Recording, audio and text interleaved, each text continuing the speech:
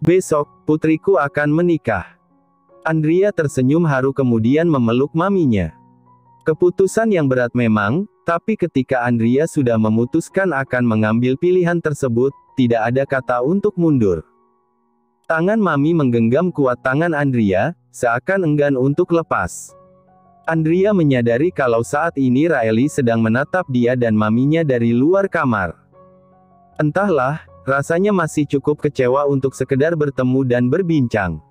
Niat Riley untuk membunuhnya tidak akan pernah Andrea maafkan dengan mudah. Andrea, mami tahu calon suamimu jauh dari kata sempurna. Meskipun kita sebagai manusia memang tidak sempurna. Tapi mami harap, kamu bisa memberikan kebahagiaan untuk suamimu. Dulu, sebelum Anne meninggal, putranya adalah orang yang sangat ceria meski memiliki keterbatasan. Mami senang, karena Andrea mau menikah dengannya. Mami melanjutkan dengan air mata yang menetes. Mami rasa, mami sudah menuntaskan janji mami pada Anne. Berbahagialah kalian. Andrea menganggukkan kepalanya, kembali memeluk sang mami dengan tangis haru. Dia sering mendengar maminya bercerita tentang mendiang sahabat dekatnya. Tidak disangka alasan orang tuanya menjodohkan Andrea dengan anak sulung keluarga Artadov itu karena persahabatan. Pernikahan antara putri sulung keluarga Celestine dan putra sulung keluarga Artadov memang menjadi pembicaraan hangat di kalangan kelas atas. Banyak yang bertanya-tanya mengapa putri sulung keluarga Celestine itu mau menikah dengan pria buta. Perbincangan mereka santer terdengar. Riley yang mendengar hal itu merasa sedikit puas. Seharusnya memang dia yang menggantikan posisi Andrea, tapi tentu saja Riley tidak akan mau. Dari dulu Riley ingin merasakan apa yang Andrea dapatkan. Dia terobsesi untuk merebut apa yang Andrea miliki. Setelah mengetahui fakta bahwa Riley bukan anak keluarga ini, posisinya bisa terancam sewaktu-waktu. Tapi sekarang tidak ada yang perlu dikhawatirkan, mengingat pria yang dicintai kakaknya, kini menjadi milik Riley. Kak Rio tidak sakit hati, ucap Riley yang kini berada dalam dekapan pria itu. Untuk apa aku sakit hati? Andrea melepaskanku hanya karena ingin menikah dengan pria buta itu. Memangnya bisa apa dia tanpa cintaku? Riley mendadak gemas. Cinta Kak Rio untukku atau untuk Kak Andrea? Tentu saja hanya for kamu. Riley tersenyum puas. Tanpa kakak tersayangnya itu ketahui, Riley adalah orang yang selama ini menempel pada Rio.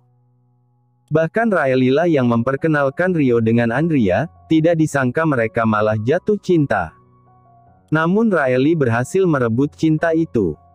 Aku harap kakak merasakan bagaimana rasa sakit ketika orang yang kita sayangi direbut begitu saja, batinnya berkecamuk.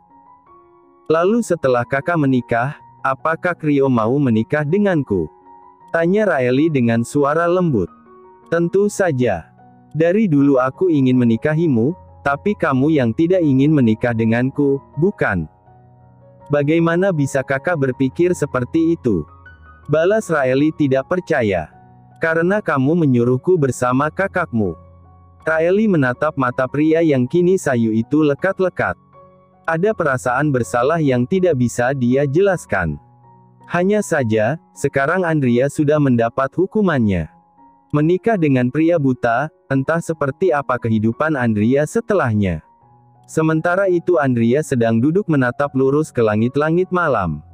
Andrea pikir, menikah dengan tuan muda dari keluarga Artadov akan mudah dia terima. Tapi nyatanya, perasaan ini masih cukup ganjal. Kita bahkan belum pernah bertemu. Tapi kata Mami, saat kecil kita pernah bertemu. Entahlah aku juga tidak begitu ingat. Andrea tersenyum kecil membayangkan dia akan menjadi seorang istri dan ibu yang baik seperti maminya. Andrea begitu semangat dan antusias, apalagi cita-citanya dari kecil adalah memiliki keluarga yang sama seperti yang dia miliki sekarang. Meski Andrea masih memikirkan Riley. Kenapa adiknya itu sangat tega merencanakan pembunuhan terhadapnya? Apa selama ini Andrea kurang menyayangi Riley? Meski Riley bukan anak kandung kedua orang tuanya, Andrea sudah menganggap Riley adik kandungnya. Kenapa kamu berubah seperti ini, Riley? Andrea akui dia kecewa, bahkan menatap matanya saja Andrea sudah marah. Kilas percakapan antara dia dan Rio masih membekas. Meski Andrea adalah kekasih Rio saat itu, namun dari dalam lubuk hatinya, dia sama sekali tidak keberatan jika Rio dan Riley bersatu. Semoga dengan ini, kamu bisa merubah sifat bencimu itu menjadi sayang. Apalagi Andrea ingat, sebelum pulang dari fitting baju, Rio pergi menemuinya. Dia menggakui semuanya kepada Andrea. Dia mengaku kalau selama ini dia mencintai Riley dan hanya Riley yang ada di hatinya. Tidak disangka kalau selama ini Andrea lah yang menjadi penghambat hubungan mereka. Hari pernikahan mereka tiba. Pernikahan sederhana yang hanya dihadiri beberapa kolega. Dilaksanakan di sebuah ballroom hotel mewah dengan kapasitas undangan kurang dari 200 undangan. Yang diundang pun kebanyakan rekan kerja dari ayahnya dan juga rekan kerja mertuanya. Semua masih terasa asing ketika Andrea didandani. Percuma pengantinnya dandan, kalau calon suaminya saja buta. Hus, jaga bicaramu. Lagi-lagi Andrea mendengar hal itu di hari bahagianya. Baiklah, kali ini Andrea tidak akan terlalu menanggapi dan fokus pada debaran jantungnya yang tak kunjung mereda. Wah, bagaimana ini, kakakku terlihat begitu cantik. Andrea menoleh ketika mendengar suara Riley yang datang bersama maminya. Wanita parubaya itu segera mendekat dan memeluk putrinya. Kamu sangat cantik sayang, apalagi dengan gaun itu. Kakak memang pandai memilih gaun. Andrea hanya memberi senyumnya. Dia tidak bisa menutup rasa gugup yang kini menyerang. Benar-benar hal yang baru dia rasakan saat ini. Sepupuku. Teriakan nyaring itu membuat Andrea geleng-geleng ketika sosok pemuda dengan jas berwarna biru muda yang senada dengan tema pernikahannya datang. Oh astaga. Baru kemarin kita masuk di sekolah dasar yang sama dan kamu sudah mau pergi meninggalkan sepupumu yang tampan ini. Riley terkekeh melihat kelakuan pemuda itu kemudian menimbrung. Jangan berlebihan Felix, Kak Andrea menikah dengan orang yang tepat. Dia kira Felix akan menyambut baik ucapannya, namun ternyata Riley salah besar. Karena buktinya Felix malah mengabaikannya. Hal itu membuat ekspresi Riley langsung berubah canggung. Andrea, kamu seharusnya berpikir ulang sebelum menggantikan wanita itu untuk menikah. Aku dengar James Artadov adalah orang yang sentimental dan dingin. Tidakkah kamu mau kabur saja bersamaku? Felix, lebih baik sekarang kamu kembali. Jangan merecoki Andrea dengan hal-hal yang tidak benar, tegur maminya. Felix cemberut. Tante, sepertinya tante lupa kalau pria itu sudah berulang kali mencoba bunuh diri. Felix Andreston Celestin. Kembali ke tempatmu sekarang, ucap Andrea yang tidak mau dibuat pusing dengan kehadiran sepupunya. Tiba saatnya Andrea keluar dari tempat persembunyiannya. Dengan menggandeng tangan dadinya, Andrea melangkah mengikuti karpet merah yang sudah digelar diiringi bunga-bunga indah sepanjang karpet. Andrea tidak terlalu melihat dengan jelas pria yang berdiri di ujung sana mengenakan jas berwarna biru muda, karena memang sorot lampu yang menghalangi penglihatannya. Ketika Andrea melangkah semakin jelas, barulah Andrea menyadari bahwa pria yang kini menjadi suaminya adalah pria yang sangat tampan. Andrea terkesima ketika wajah datar itu tampak dingin bahkan tidak berbalik ketika Andrea sudah berdiri tepat di sampingnya.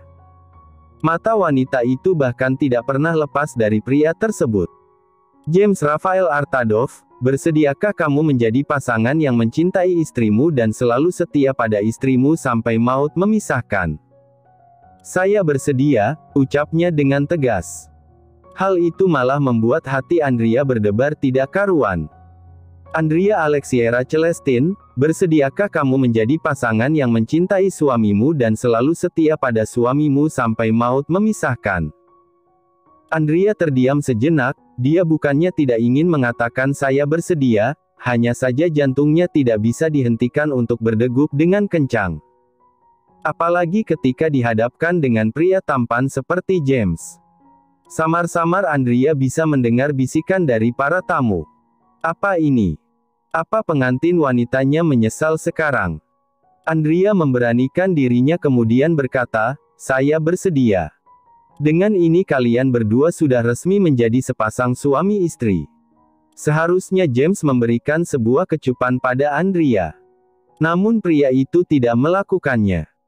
Karena tidak ada pergerakan dari James, Andrea memberanikan diri untuk mendekat kemudian mengecup bibir pria itu dengan lembut.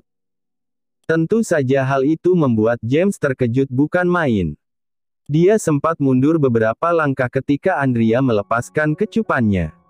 Andrea malu setengah mati, namun dia hanya bisa menahannya dan berharap setelah ini bisa istirahat.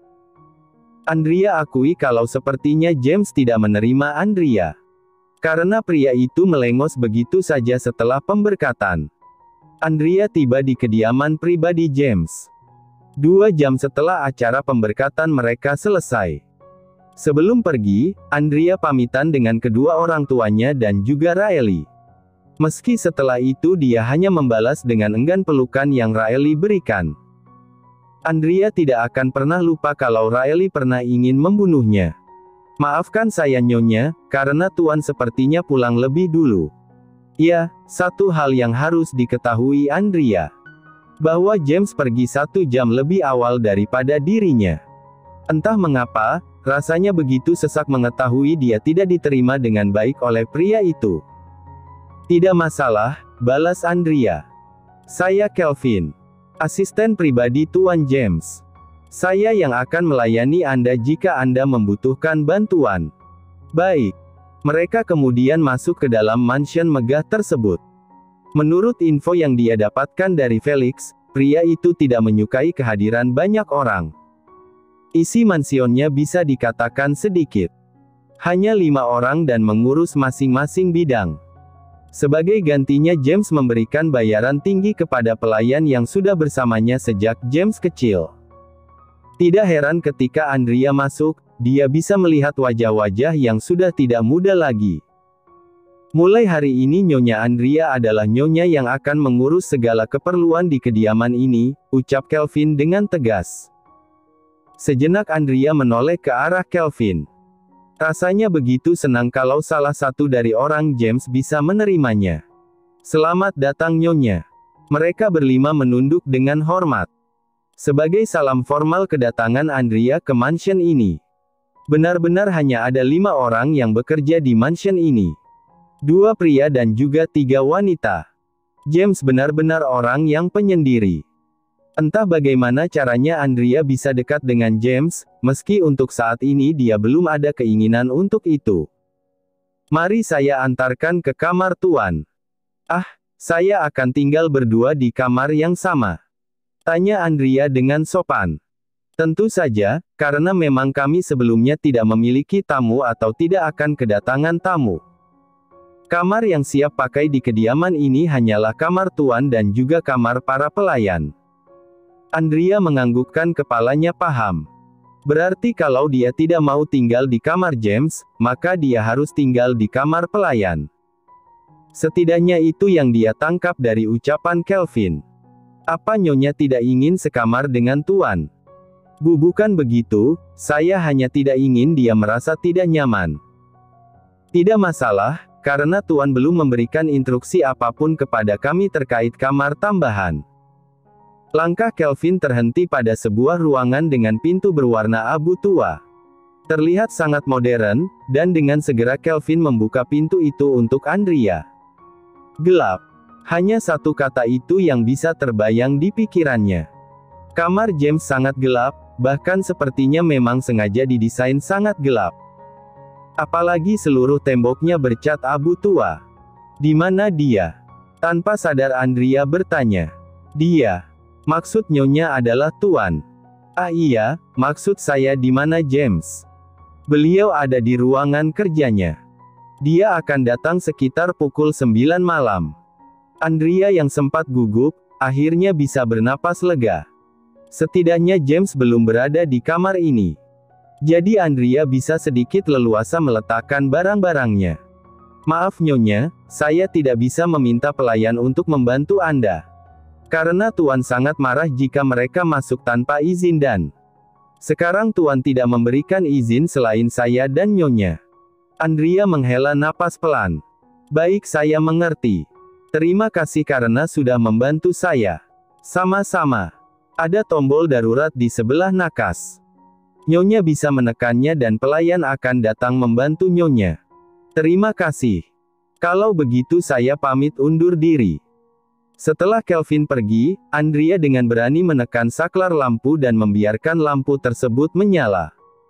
Dia tidak tahu James orang yang seperti apa. Namun ketika melihatnya di pernikahan tadi, sepertinya James adalah orang yang sulit sekali didekati. Bahkan rasanya James memang sengaja memberikan jarak kepada orang-orang agar tidak terlalu dekat dengannya. Andrea bukannya tidak bersyukur, namun sekarang tanggung jawabnya sudah bertambah. Dia adalah seorang istri dan nyonya di keluarga ini. Keluarga yang bahkan masih terasa asing baginya. Ayo Andrea, kamu pasti bisa diterima di sini. Seperti yang Anda tahu, sampai sekarang Tuan Besar sepertinya enggan untuk berkomentar mengenai perusahaan pengembangan baru yang didirikan Anda. James hanya memejamkan matanya. Meski tidak berpengaruh untuknya memejamkan mata atau tidak, kali ini rasanya dia ingin melakukan itu. Rico, apa yang terjadi? Kelvin datang setelah mengurus nyonya baru di kediaman mereka. James menarik satu sudut bibirnya ke atas. Bagaimana dengan wanita itu? Apa dia meminta kamar baru? Suara James menginterupsi. Tidak Tuan. Justru nyonya hanya menuruti apa yang saya katakan tanpa bertanya lebih lanjut. Wah. Luar biasa, ternyata nyonya Andrea orang yang sangat menarik. Rico, aku tidak menyuruhmu untuk berbicara. Mendengar nada dingin dari tuannya, Rico sang tangan kanan rahasia tuannya, langsung diam.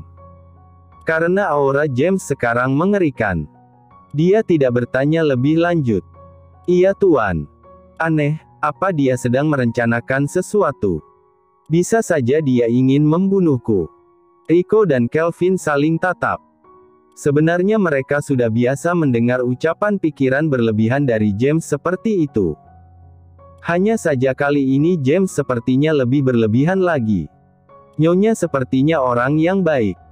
Mengatakan bahwa Nyonya sedang merencanakan pembunuhan, sepertinya tidak mungkin. Sudah aku katakan, aku tidak pernah menyuruhmu berbicara bukan? Rico memberikan isyarat seperti menarik resleting di mulutnya. Sebelum James makin marah dan semakin repot urusannya.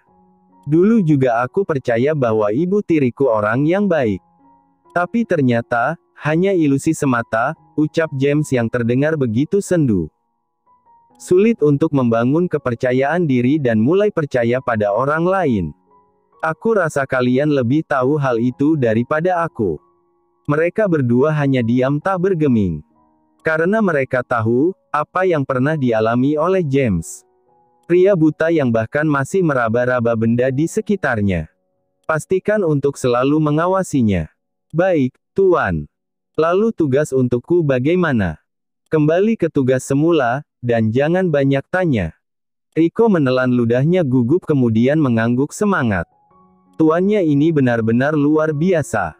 Moodnya tidak bisa ditebak, dengan segera Rico pamit menjalankan tugas. Lalu di mana Anda akan tidur malam ini?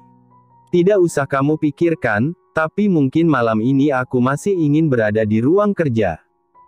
Kelvin mengangguk, kemudian keluar dari kamar. Memang benar-benar sulit sekali ditaklukkan, sosok James yang penuh pikiran rumit padahal sebenarnya bisa mudah asal dia menerima. Entahlah, mengingat luka yang pernah dirasakan oleh James, Kelvin rasa tidak ada hal yang perlu diherankan dari sikap James yang sekarang. Riley menatap kamar kosong kakaknya dengan ekspresi senang. Sekarang hanya dia nona di rumah ini. Daddy dan Mami pasti lebih akan menuruti kemauannya karena Riley putri satu-satunya yang masih bergantung pada mereka. Ting. Kak Rio. Aku merindukanmu, bagaimana kalau kita bertemu malam ini? Riley menatap pesan yang dikirimkan dari Rio untuknya. Ah, Senangnya. Sekarang segala sesuatu ini akan menjadi miliknya. Perhatian Kak Rio, perhatian Mami dan Dedi. Bahkan dia tidak perlu menderita ketika harus menikah dengan pria buta itu. Membayangkannya saja sudah membuat Raeli jijik bukan main. Malam ini, sepertinya tidak apa-apa selagi aku bisa menikmati kebahagiaan yang sebelumnya tidak pernah aku rasakan ini. Meski Raeli harus keluar diam-diam karena waktu sudah menunjukkan hampir tengah malam. Ketika dia melihat keluar balkon kamar, dia bisa melihat di bawah sana ada Kak Rio sedang berdiri menatapnya dari bawah. Begitu Raeli turun, dia langsung berlari menghampiri Rio dan memeluk pria itu dengan erat. Aku tahu, pasti hari ini hari yang berat untuk kakak, ucap Raeli. Tidak. Aku justru sedang bahagia karena sekarang aku bebas menemuimu dan bebas memelukmu seperti ini. Raeli terkekeh kecil. Jangan berkata seperti itu Kak, aku tahu kalau Kak Rio masih belum bisa melupakan Kak Andrea. Itu benar Raeli, aku sama sekali tidak bersedih. Bahkan aku memikirkanmu beruntung kamu tidak jadi menikah dengan pria buta itu. Aku tidak akan rela dan aku sendiri yang akan menghancurkan pesta pernikahan kalian. Raeli menyentuh lembut kedua pipi pria itu. Tenanglah, sekarang semuanya sudah berlalu. Aku berhasil lepas dari pernikahan sialan itu, bukankah semua sudah kembali seperti semula? Rio tersenyum dan mendekatkan bibirnya untuk menyentuh bibir ranum Raeli. Aku sudah lama tidak menciummu. Apa kamu tidak merindukanku? Aku rindu, hanya saja sekarang kita berada di situasi tidak aman.